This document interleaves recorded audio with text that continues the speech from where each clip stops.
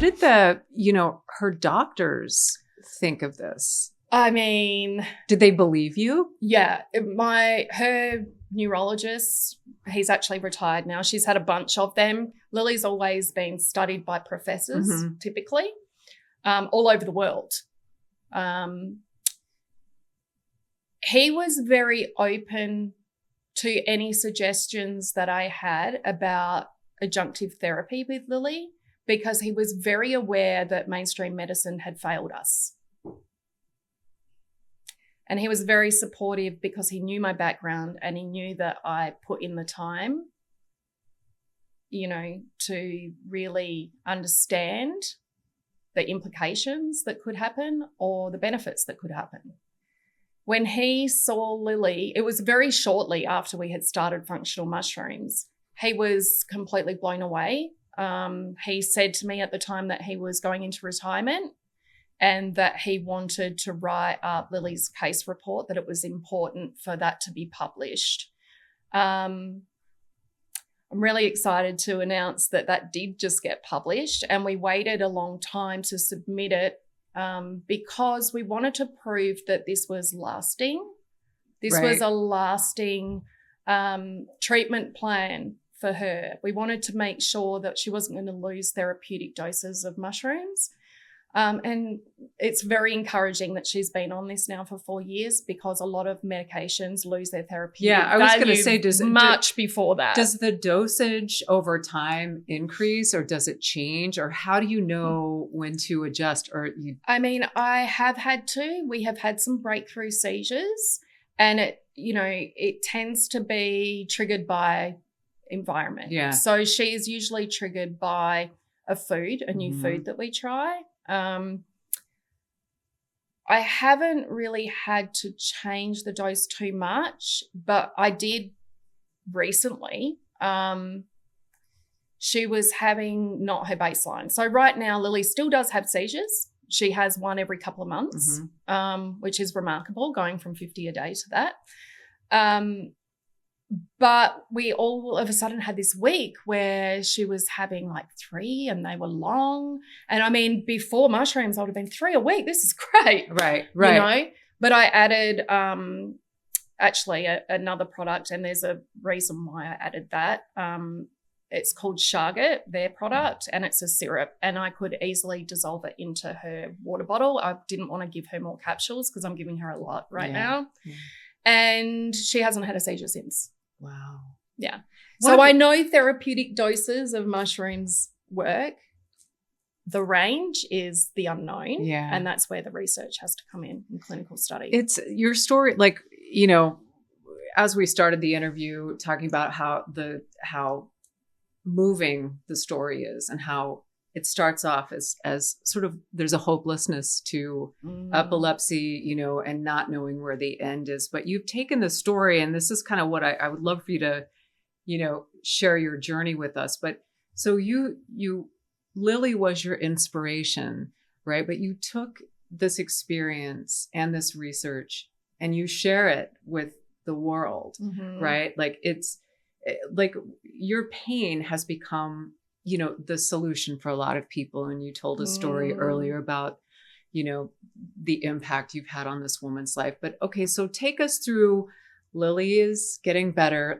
At what point did you say, I have to share this and create your nonprofit, Lilly's Lighthouse? Yeah. And it was really fast. So when I spoke to you about, she went 9.5 weeks seizure free and then had the seizure, and then was 2 months seizure free. It was in that time that I filed nonprofit status. Okay. It was really fast. And the reason why was because my background, I had a drive to better the community, being in law enforcement. You're not in that kind of background, for anything else other than to help people and make a better place. So when this happened to Lilly, I had a drive to get the information to the families that needed it and to back it up with evidence-based research. We filed nonprofit status. It took us a few months. My husband's actually a contractual lawyer, so that helped. Oh, handy. He was able to file for me. But the importance of it, I want to talk about that really fast. and why I really had to do it, despite the trauma and the pain that I knew I was going to endure through this process, was because when we look at the stats, 1 in 26 Americans have epilepsy. Did you know that? No, I didn't know that. It's crazy. How That's many people insane. do you know, Amy?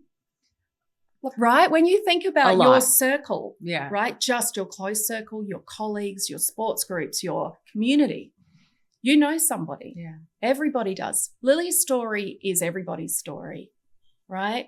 This affects all of us. Yeah. But more importantly, 1/3 diagnosed, no available treatment option works, right?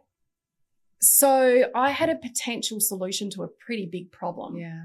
And I felt like I wouldn't be able to live with myself if I just was like, oh, well, I healed my daughter and that's it. Good. Yay stuff for us. you all. Yeah. You know, that's not how we move forward in life authentically. And so that's really why, you know, epilepsy kills more people than breast cancer every year. I didn't know that. Nobody either. knows that because it's not, the marketing money is not behind it. The pharmaceutical money is not behind it either. Yeah. You know, now you look at the current limitations of treatment and the pharmaceuticals, if you want to go there, and 50% of patients will respond to the first medication.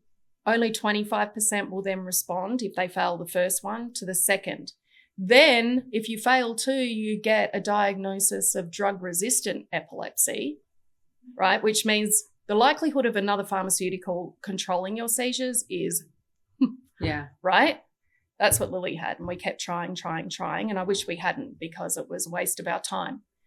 But then you look at the piece of the statistics that back up people's abandoning their treatment because they can't tolerate the side effects. Right? So between 20 and 50% of those people that have control on the pharmaceutical abandon it because they'd rather choose their seizures over the side effects of the pharmaceuticals. That's horrendous. That's horrendous. So when you're looking at the stats, that number is actually a lot smaller. Yeah. That 50% is anywhere from 50% of that to 25%, right? So we have to be able to do better. And I found something that works so well with Lilly and now hundreds of others globally, that the side effects being cognitive enhancements, who knows where this can go, right? How does it, you know, like with all sort of the medicinal studies and all of that, how does the mushroom therapy compare to like a CBD therapy? Because there's been a lot of positive press given to like a Charlotte's Web or, you know, and maybe just some people respond differently to different therapies. Totally. Yeah. And that's the whole key, isn't it? Is I don't know that this will help everybody. I don't claim that it will, but it might help some of them. Helps one family. And, you know, Charlotte, I know all of them really well. Charlotte was the driving force behind the whole CBD movement. It was driven because of 2 kids with epilepsy out of Colorado who found seizure control using CBD. Yep. And the whole movement was born. And that messaging is lost now, but CBD has now been studied for everything. And the Realm of Caring, which was the nonprofit set up alongside Charlotte's Web to fund the research, they're doing remarkable research for CBD for all types of things, and hold the largest database actually worldwide, observational database for CBD use. So they're out there doing it, and they're incredible what they're doing. But CBD didn't work for Lilly, you know, and it doesn't work for everybody, just like every pharmaceutical doesn't work.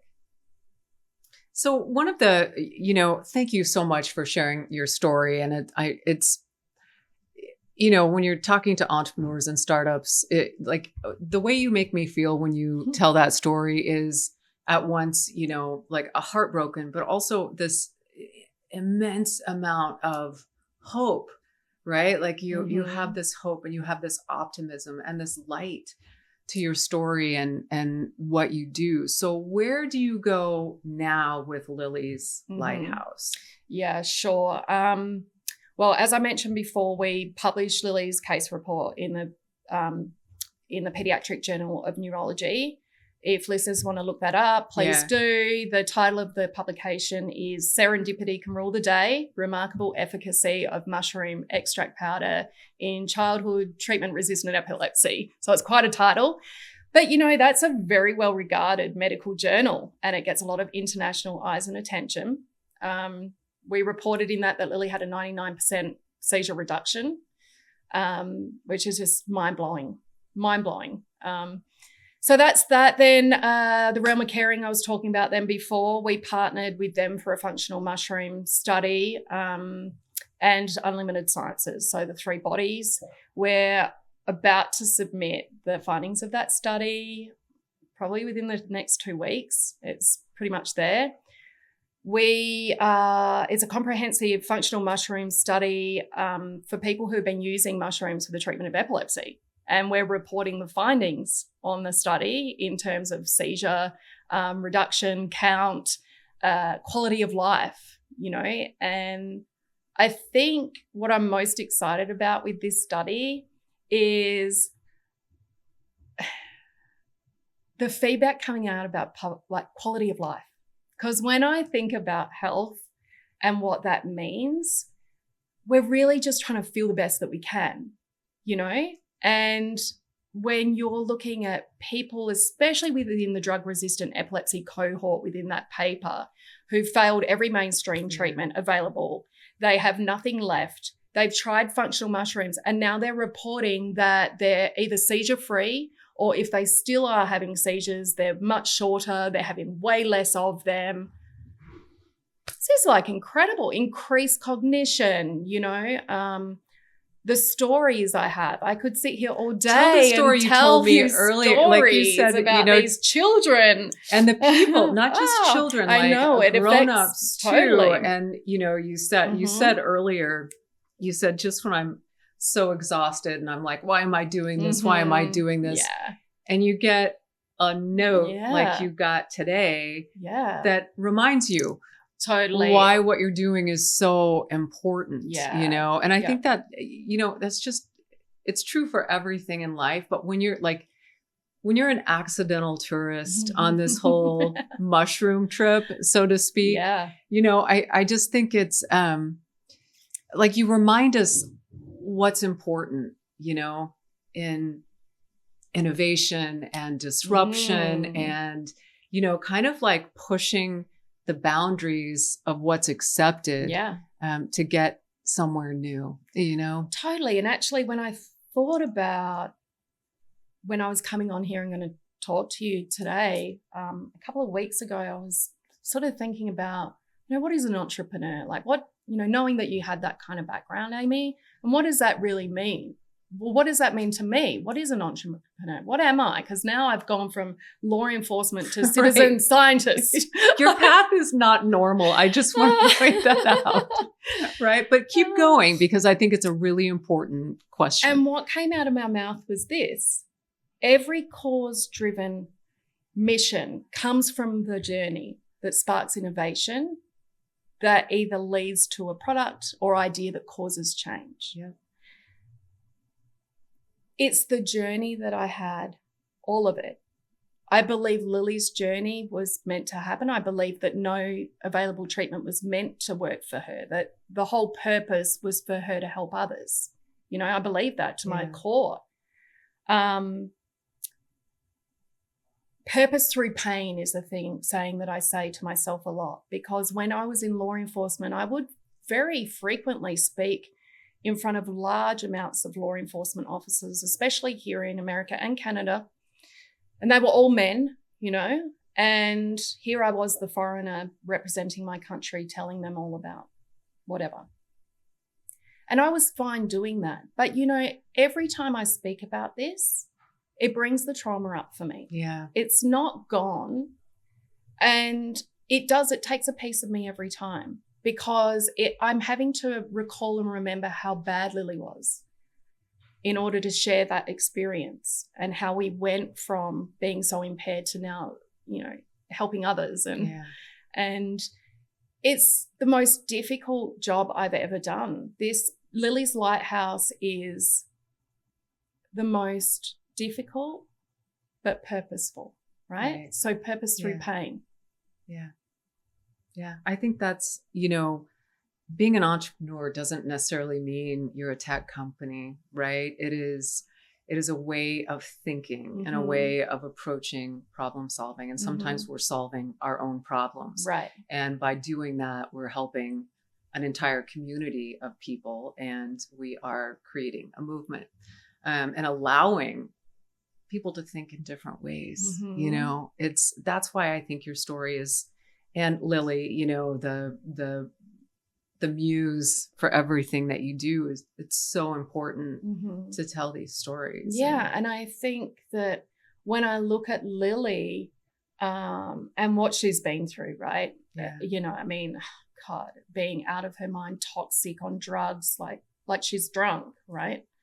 Having these episodes of just feeling really sick, probably from a baby, and then all the seizures, and put the VNS in and she starts having dropsy. Like everything I felt like I was doing, I was hurting my child, But when I look at Lilly, she never cries. She's so happy all the time. And I'm inspired by her attitude. I'm inspired by her attitude too. I'm like, when I feel like shit, excuse my French, and I'm having a bad day, and then I look at Lilly and she's like bopping around, I'm like, perspective, suck man. it up. You haven't earned the right to feel miserable. Like you haven't earned it. Yeah. Like, because Yeah.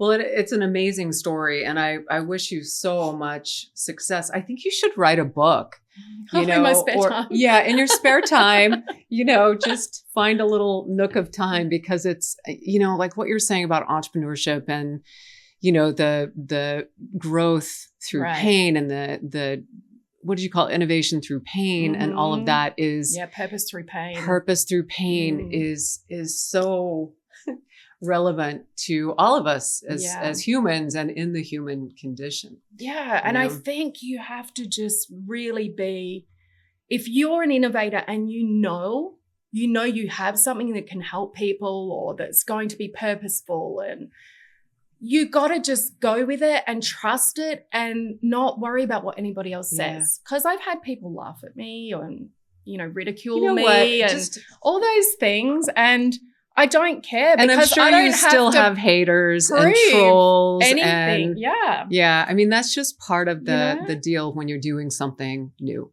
Yeah. You're just, assholes are just going to come out of the woodworks. Yeah. And you just got to keep going, because that it's the light and it's the right thing to do. Yeah.